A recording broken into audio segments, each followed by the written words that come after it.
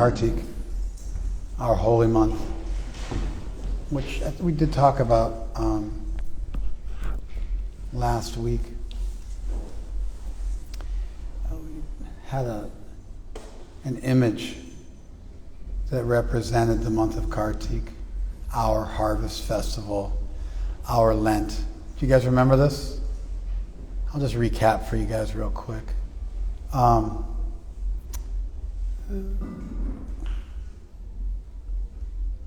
Days and nights, those things are the diurnal feature of our reality, that there's a day and night. That's so hardwired that it's there in your circadian rhythms. And your liver functions a certain way during the day and a certain way at night. And if you do the graveyard shift, you don't change the circadian rhythms of your body. Your body needs sunlight during the day. It needs moonlight. You can't just artificially switch it up. You can stave off some of the really bad effects when people go to the South Pole or the North Pole during the winter when it's dark, almost 24 hours a day, 23 hours a day or something. They do light therapy. It keeps them from getting depression. But there's a lot of stuff that you just have to be in touch with reality. Go out and see the sun when it comes out. Walk on the ground. See the moon when it comes out. These things are incredibly valuable. And then you can look at the week as an artificial construct.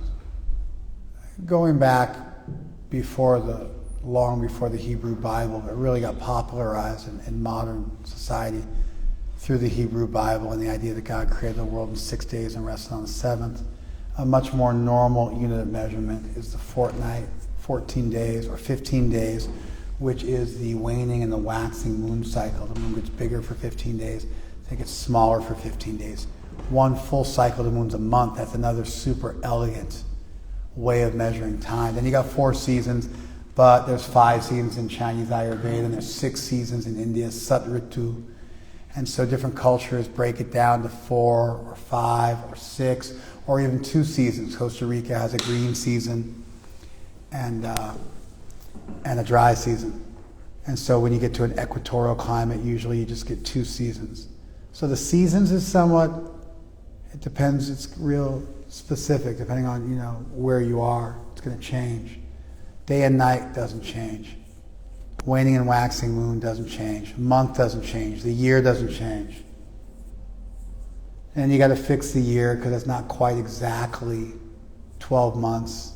There's a little bit extra on there, a few extra days, 365.24, 25, something. And so there's different ways to solve for that. We do it with leap years, and then we skip the leap year every 100 on the century. That's how we fix it. That's the Gregorian calendar that replaced the Julian calendar around 1500 with Pope Gregory. And then, but there's other ways to do it. Adhik Mas is the Hindu way of doing it. Every 32 months, you add an extra month. And that's how you fix it in the Vedic calendar. The lunar cycle is not actually 30 days. It's 27 and a half, but then the Earth is also moving forward while this moon's going around. So it becomes 29 and a half days, like 29.58 or something like that. So you got to fix that. These are the natural rhythms. So there's a natural thing that happens after the summer season. You harvest your crops. And so in India, during the summertime, you're growing corn, you're growing millet, you're growing sorghum, you're growing rice, that's a big one. You're growing sugar cane, that's another huge one, and a ton of other stuff. Those are kind of the big, grainy type things. In the West, you're harvesting wheat around this time. So you get the harvest moon. People harvest. They got enough to make it through the winter spell, and people are grateful. And so you've got the Mid-Autumn Festival in Chinese culture, and you've got Thanksgiving, even in our secular Western culture. And you've got Kartik. In the Indian culture. Kartik comes from Kritika, the constellation that's prominent in the sky at this time. We call this month Damodar. And the image of this month, if there was a single image, it would be baby Krishna. Baby Krishna. But there's a story that goes along with that image, that icon, and it goes along with that name, and that's what we're going to talk about today.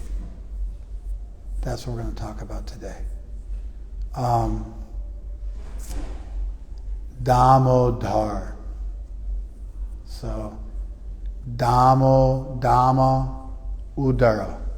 Udara is where you get the word udder from. Udara means stomach.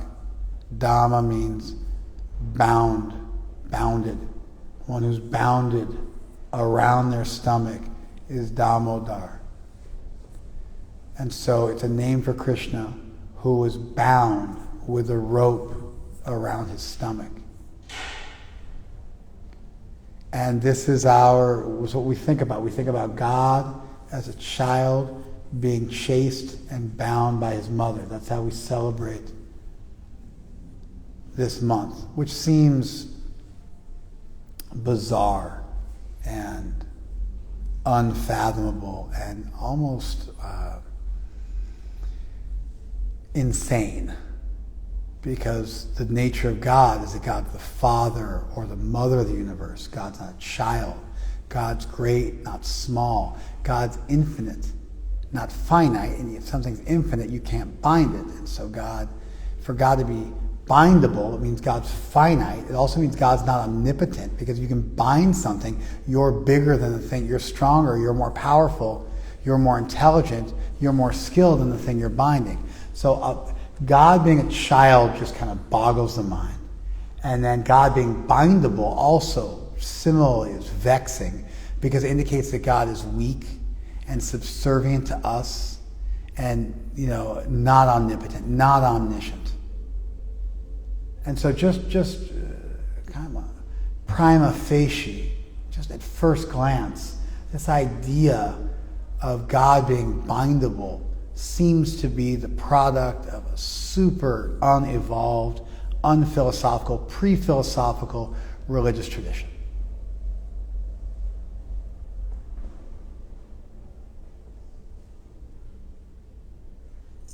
But it's not.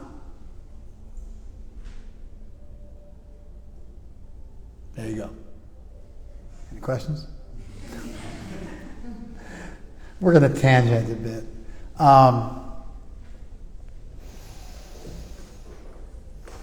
I was just thinking about it on the way up here. And really, as far as I can see, the goal of life is to learn how to be vulnerable with other people and let them love you.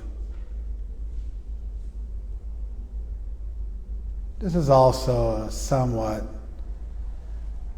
edgy idea because it acknowledges people's fundamental dependence on others, which many people are reticent to accept.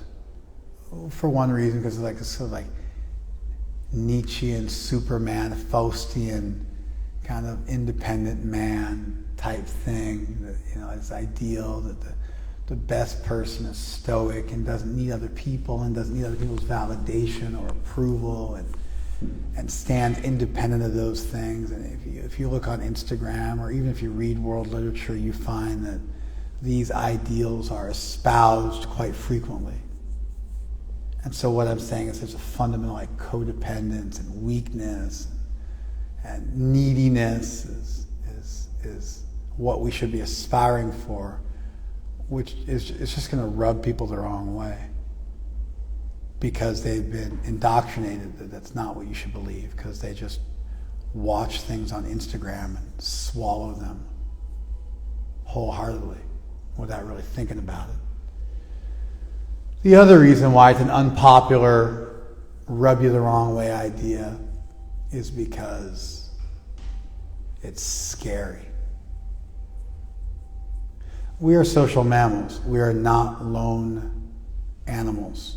Even like we're not lone wolves. And even lone wolves aren't lone wolves. Wolves live in a pack. They're also social mammals. Lone wolf separated from his tribe doesn't long endure.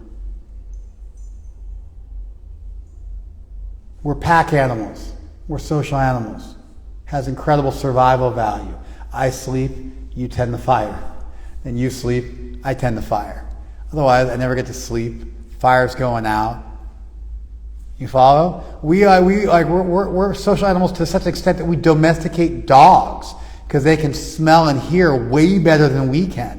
So while it's night out and we can't see anything, the dogs, through their olfactory sense and their sense of hearing, which are, I think, like hundreds of times more powerful than human beings, effectively have night vision and act as a primitive security system.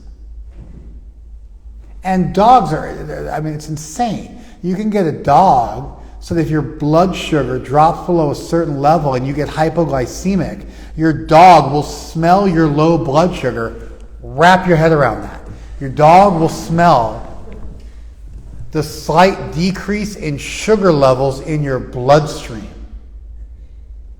and then wake you up. So you can take a hit of sugar. It's like something out of a movie. It's like a superhero movie or something like that.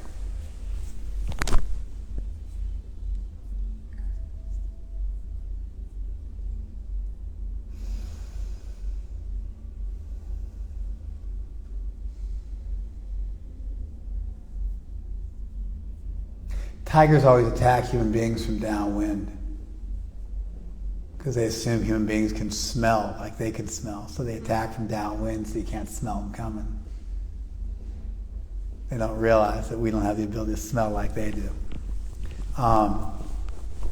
That was a true tangent. Up till now, it's been all faux tangents. But that was a true tangent.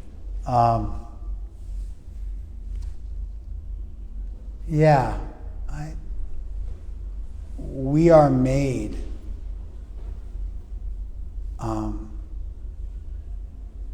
to be a part of a group. Arguably not even just with human beings. We are social mammals. We thrive in social environments. It's healthy. It's good. And social environments are based on trust. And trust is, there's a trustor and a trustee. And the trustor trusts the trustee to handle something on their behalf. And they cede control over to the trustee. Trustee? Yeah. They cede control over the trustee. And then the trustee takes responsibility for some aspect of their life.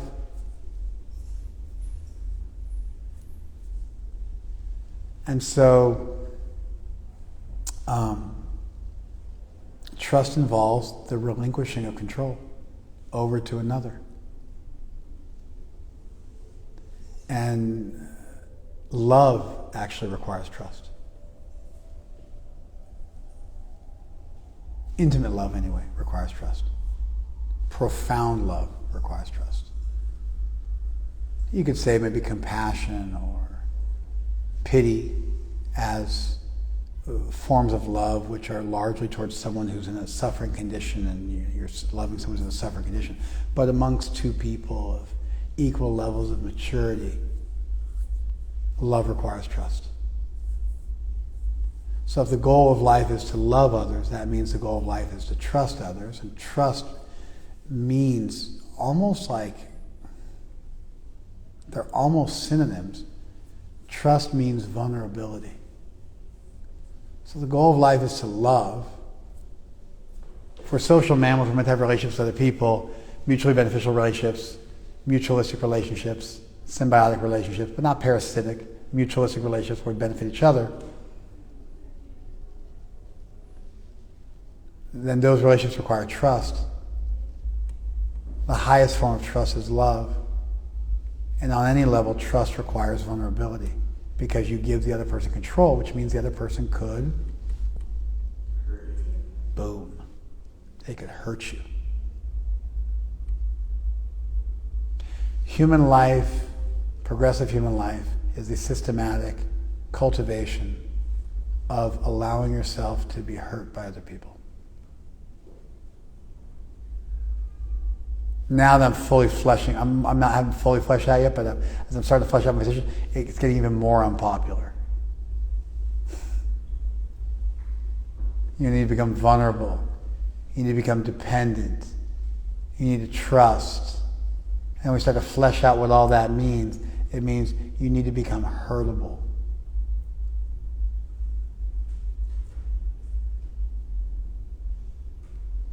At a certain level of intimacy, at a certain level of trust, the other person has the power to hurt you. But they also have the power to care for you, which is what makes life worth living. What makes it's like what the magic of human civilization is all about. Being able to trust and become vulnerable to people and have them care for you. Not in a way which abdicates your own responsibility for holding your own counsel and being responsible for regulating your own emotions. Not in a way which gives up your integrity, but in a way which doesn't give up. Because when we start to get into where does trust and allowing people to hurt you go awry, it's when you compromise your integrity for people. When you give up your values for people. Gets a little nuanced. Sometimes one of your values is loyalty. So that starts to get into now we're really walking the razor's edge.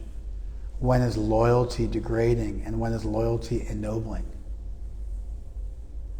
If you value loyalty as part of your integrity, you value it. If you value it, it means that that's part of your value system, and therefore you think that thing has merit and you pursue it, and when you live in accordance with your values, that's what integrity is called.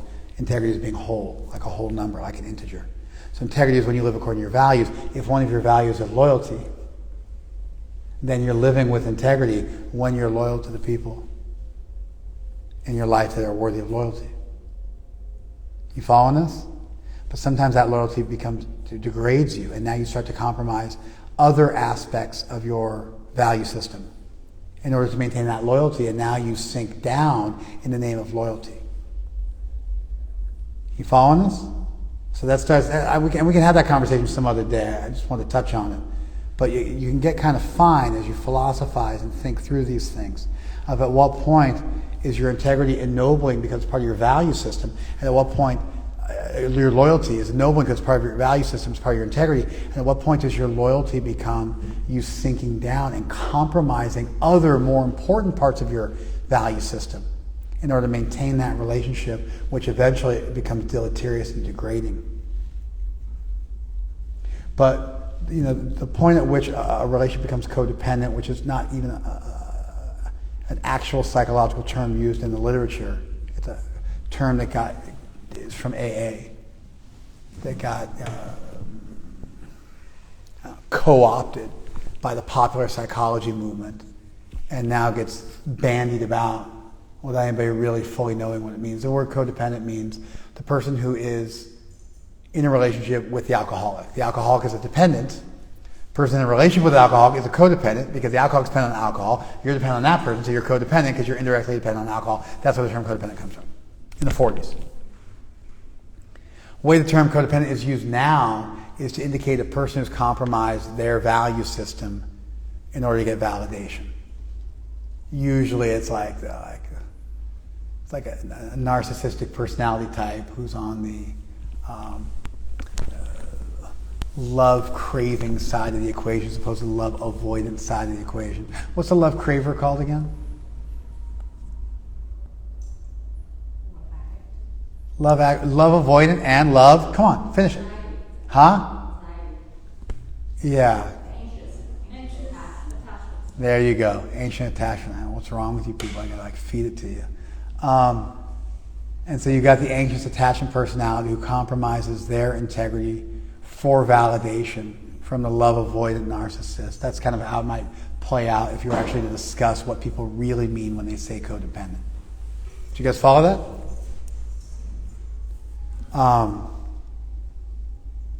At that point, your need for love becomes degrading because you start to compromise your values in order to get cheap validation from people. So you make yourself vulnerable to and hurtable by the wrong people. Healthy love is the systematic attempt at exploring vulnerability, which means allowing yourself to be hurt by people in a way that does not compromise your core values. And it still involves betrayal and sometimes betting on the wrong horse and investing in the wrong relationship and having to let people go and suffering and being sad about it. What it doesn't involve is compromising your integrity. Progressive human life is the systematic, regular, astute, well-reasoned practice of allowing yourself to become hurtable as you search for a community and a tribe of people who are worthy of loving you and who will have your back. That's for everybody. Now you got the person who got messed up in childhood. The person who got messed up in childhood had one of two types of parents. They either had a parent who was unavailable, that love avoidant parent, who didn't give them what they needed in terms of support. And how this works is just like you learn language are you guys following this? Because I'm freewheeling it. These are new thoughts I had. So you're listening to me work things out in real time, which means I'm moving quick and I'm not doing the 101 course because I'm doing some intermediate level math. And so I can run through it with you, but I can't run through it slowly with you. So I'm running through it. It's systematic, but it's not systematic for a 3-year-old. It's systematic for somebody who's sharp and on it and fully focused on the conversation and is really paying attention. You were a kid, your parent was love avoidant, they were unavailable. The way it works is you develop a sense of self by being close to your parent, just like you develop a sense of language by being close to a parent. You mimic what your parents say, that's language, and then eventually you start making it your own, and pretty soon, voila, you're speaking complex recursive language, and you're 5 years old and you're fluent in a language. Why? Because you stood next to somebody who speaks the language and you mimicked them in an immersion type situation. Then you separated yourself from them and the language became yours. And you start to put together your own sentences, which are not mere repetition of what you heard, but are based on the mere repetition of what you heard until you assimilated it and made it your own and stepped out on your own as your own individual speaking human being. And that process takes place over just a few years. And you have a fluent English speaker by the time you're 4 or 5 years old, or whatever language it is, coming up with brilliant sentences. Like my daughter came up to us the other day and said, passion fruits don't get wet when it rains because they have a protective layer, meaning the skin. She was like figuring out, oh wow, the passion fruit's not wet on the inside from the water from the rain because it has a protective coating. And she came up to that like she figured something out. She's putting together her own sentences because she's 5. You following this? Crazy, right? You also think in language, which means you learn how to think as you learn how to speak, which means your ability to think as a human being comes from standing next to an adult who can think, and then you mimic their language and learn how to think at the same time you learn how to speak because you think in language.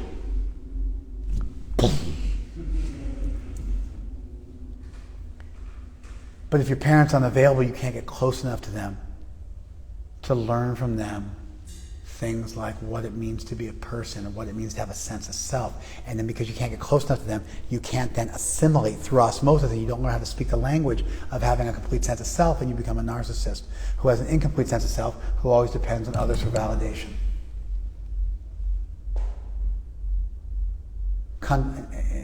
Contrastingly, but with the same end result, you grow up with a parent who meshes with you, and they do bring you close, and share with you what they're all about, but they never let you break out and become your own person. And now you grow up also a narcissist because you hate people who hold you too close. You become love avoidant and you keep people away, but you need those people around because you have to be a caregiver, but you resent them secretly for it. And so you end up now with these two people, both raised by dysfunctional parents, one who was too enmeshing, the other one who was too remote, and both those people end up broken. One of them craving love because a parent wouldn't let them get close enough, and the other one craving distance because a parent wouldn't let them break off. Either one of which didn't form a complete sense of self. And they spend the rest of their life either trying to push people away, but keep them still close, or trying to get close to people, but too close. And then they usually find each other, and they end up having a dysfunctional relationship. What's usually called a codependent relationship. It's a completely dysfunctional, narcissistic relationship with two people with a broken sense of self, because just like you have to get close enough to learn how to speak and then branch out on your own, you have to get close enough to learn emotions and then branch out on your own to develop a complete sense of self so you can have some integrity. And narcissists don't have integrity. Practically speaking, the definition of narcissism, which is why they're able to pivot and switch and betray and move on and cut their losses and reinvent themselves, seemingly without empathy, because they don't have a solid sense of self to fall back on, like most people do, therefore they don't have a solid sense of integrity. So now, the goal of life for healthy, functional people is to make yourself vulnerable systematically and learn how to love, which means learn how to trust, which means allow yourself to be hurtable, but not compromising your integrity. Therefore, it's not unhealthy, which is why most people are repulsed by what I'm saying. The other reason they're repulsed is because it hits too close to home and they can't cope. But if you've got the further problem of you were raised by the wrong set of parents, then this becomes like a matter of survival, because you grow up with a totally messed up sense of self, feeling like you're unlovable, not able to get close to people. And so not only do you have the general thing that everybody needs to do, but you've also essentially had your legs cut off. So like you have to run a race and somebody cut off your foot. And then you got to learn how to run the race, and you've got a cut off foot, and it just makes the whole thing way worse. You follow? Way more difficult. But the task is still the same. What ultimately needs to happen, you need to find people in your life. If you're that second type of person, raised dysfunctionally without a proper sense of self, then what you have to do on the front end before you can learn how to be hurt and learn how to love, you have to go and find parental figures in your life to then play the role of a surrogate mother and father. And they have to let you get close enough to them that you can absorb their value system, and then they let you separate from them and practice yourself. You can't do that in a romantic relationship, because a romantic relationship is based on being equal and having some intimacy. But this requires a parental figure, which means they have to kind of be above you and munificent, and that's the compassion type thing. And you have to, in some ways, go through a rebirth and be born again and develop a sense of self by making yourself vulnerable with those people who are really a sure thing and will really be there for you and love you selflessly. And then by getting that, absorbing that, you can then break out on your own and have a solid sense of self, feel lovable, heal. And then you're back to the goal of life is then do that with other people. Amazingly, once you know how to accept love, you can then give love. Until you know how to accept love, you can't really give love. So you can't skip over this process of learning how to receive and just give. That's a lie. Oh, I just help other people and that solves the problem. No, that's just bypassing and then with a hypocritical facsimile, pseudo love.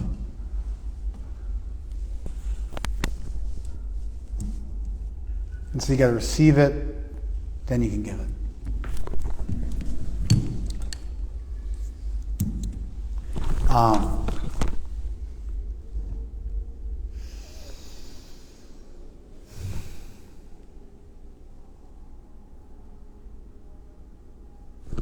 We have a universe with thermodynamics, things like entropy, and then classical physics and things like velocity and force, torque, and then quantum physics and fundamental forces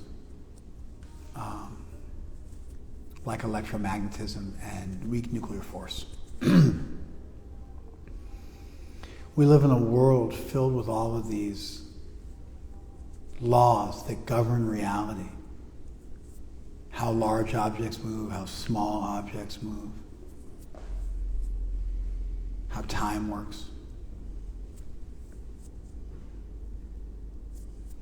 Because the source of the universe is a person, God,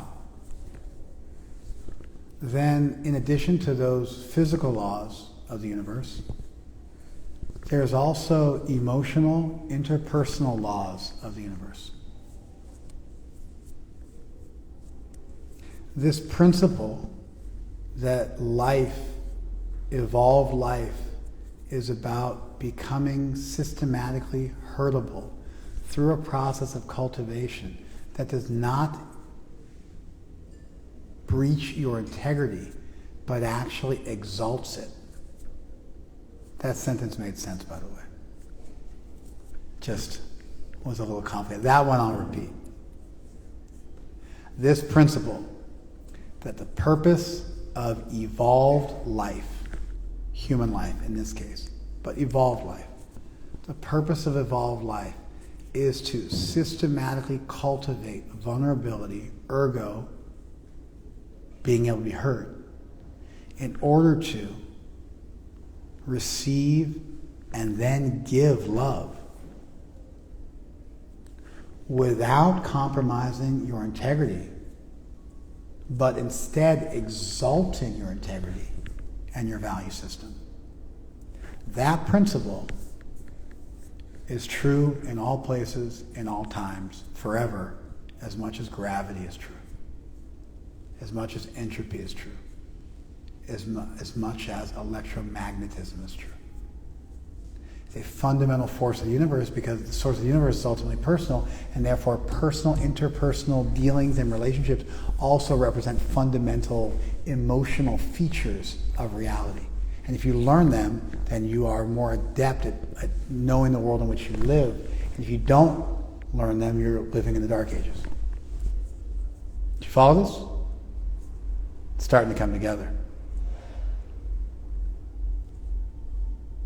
These principles are so true, they even apply to God.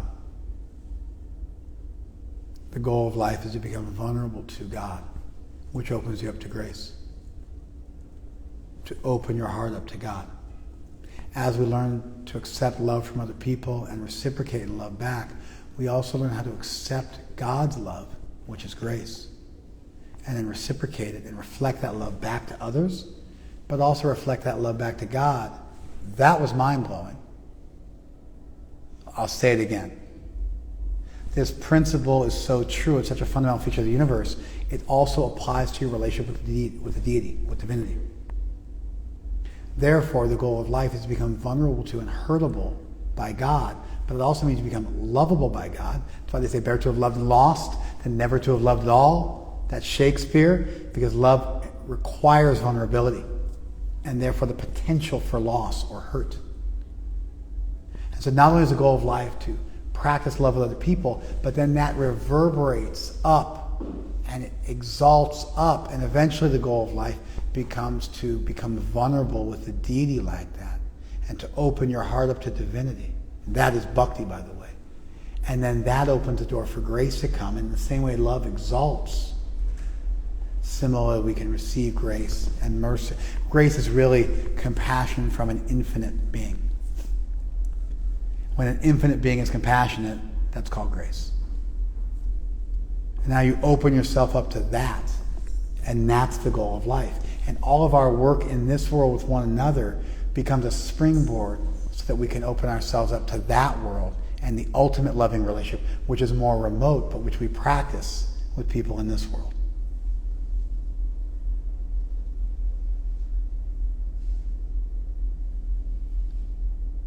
Are your mind blown? Because I'm listening to myself talking, I'm like, wow, that was mind-blowing stuff. And I'm the one talking. And I'm like, whoa, that was deep. Somebody should have recorded that. Are you guys?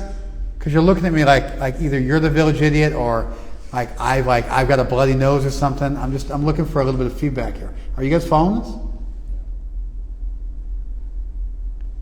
But that's not all. Once you receive that love in the form of grace, infinite divine compassion, you then become capable of giving it back, not just to other people, which is the goal of life, but you also become capable of giving it back to God, who's also a lover, who also has the capacity to be vulnerable, because if you don't become vulnerable, you can't really have love. And a God who wasn't able to be vulnerable would not be a complete deity. An invulnerable deity would be an automaton, a robot. For God to really be complete, God would have to be capable of empathy. Empathy implies you're affected by somebody else, which implies relativity, and therefore God must be supremely absolute and supremely relative.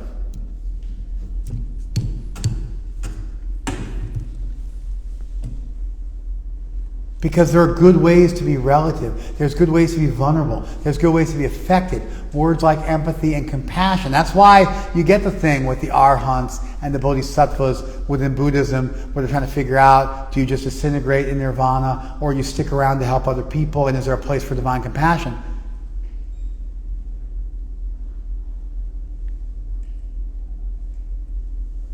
And so ultimately a deity that wasn't relative to some extent would be a deity that wasn't capable of empathy, would be a deity that wasn't capable of love. And therefore Krishna is also capable of receiving love as well as giving it. And after we receive love from God, we can give it back not just to this world, but we can give it back to Krishna. And that's why we worship God as Damodar, who is bound with the ropes of love, who's become a child to receive the love of his angelic devotees. And that Krishna is also a lover, and he gives liberation easily compared to how he gives prema, because prema, pure love directed towards divinity, has the power to control Krishna. Krishna is prem vashya. He's controlled, subjugated by love. This is one of Krishna's qualities. And a deity that was not controllable by love would actually not be perfect. An infinite, perfect deity. We think infinite means big, but it means big and also small. It means gross and also subtle. It means male and also female. It means black and also white.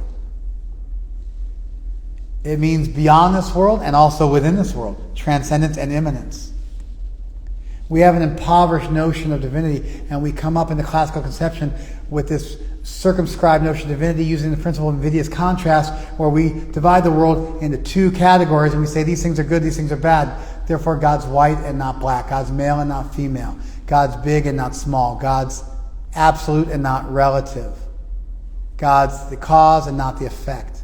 But we ignore the fact that there are great ways to be relative and affected, such as empathetic and loving and compassionate and so on. And so a true infinite conception of divinity, a fleshed out and thought out conception of divinity, will have God being the ultimate lover, which is why that's the goal of life, which is why love properly done exalts. And it exalts even Krishna. And the infinite being grows through love. Although he's infinite to begin with, you could still add infinity to infinity, and it just gets more infinity. Growth is an aspect of perfection. Therefore, God is capable of growth, and love creates growth and exaltation. And Krishna becomes more wonderful as he's loved. And we also become blessed by that process. And we worship Krishna as a child so that we can think about loving Krishna in this way and reciprocating, and not just thanking him for our daily bread and asking for forgiveness for our trespasses, and not just to deliver us from evil, and lead us not to temptation. I'm quoting the Lord's Prayer, by the way, for you, those of you who weren't raised Christian. And so, our conception of divinity and the possibilities of a relationship with divinity go far beyond those introductory ideas. And so after you receive grace, you then become capable of reciprocating with it. And God is capable of accepting that. And that's why we think of God as a child. And that's why we think of God as bindable. He's bound with the ropes of love. And a deity that wasn't bindable with the ropes of love would not be perfect. A fully lovable and loving deity is a perfect conception of divinity. And that's what's explored during this Harvest Festival. And as others are giving thanks for corn or mashed potatoes and gravy or whatever they're doing, we're giving thanks for this conception of divinity and this possibility for divine reciprocity, where we don't just receive that divine love, but we give it back. Krishna becomes vulnerable to that. And it's good for us and good for him. And so they say in Ayurveda, they say, Yata lohe tata dehe. As with the stone, so also with the body. And so they look at the mineral world and they understand something about what's going on, and the plant world, they understand something about what's going on in our own bodies. And so they look for things within nature, and then they apply them to the body and to health and medicine. And so they look at how plants interact with each other and how animals interact with each other, and specifically how stones and chemicals interact with each other. This is the Rasa Siddha tradition. And then they make elixirs, and they make mineral concoctions and potions that are meant to invigorate the body. Yata lohe tata dehe. As with the stone, so also with the body. And so they search out alchemical reactions and then make medicines out of those.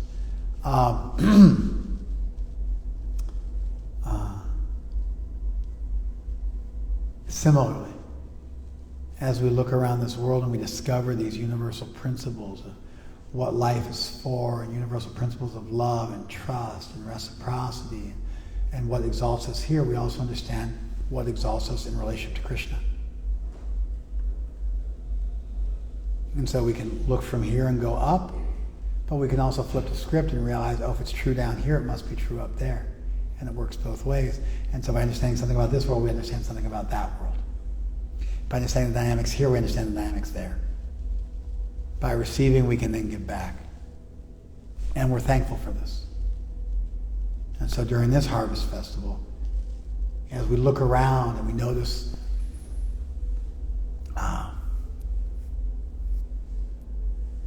I'm going to wrap it all up now, guys, so listen up.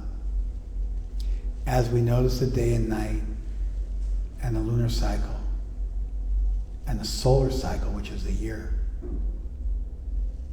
and we notice the seasons and the growing cycle, and we notice those things and make our life work in congruence with them. We also notice these principles about loving and trust and vulnerability and integrity and value. And then we make our lives congruent with those principles too. And it gives everybody, in some ways, the same goal in life, the same journey in life, the same vocation in life, to learn how to love, to learn how to be loved, and then also love. And then we notice these things in this world. And then we notice the most eternal, fundamental principles of this world. And we understand those things to be representative of the source of this world. Because you look at the children, you understand the parent. You look at the nature of this world, which is a child of divinity, and you understand something about the nature of divinity. When you see a logical world that follows a system and is reasonable, you understand the deity is also reasonable. You understand the deity is also logical. And as you understand this world, you understand that world. And as you master this world, you master how to springboard off of this world into that world.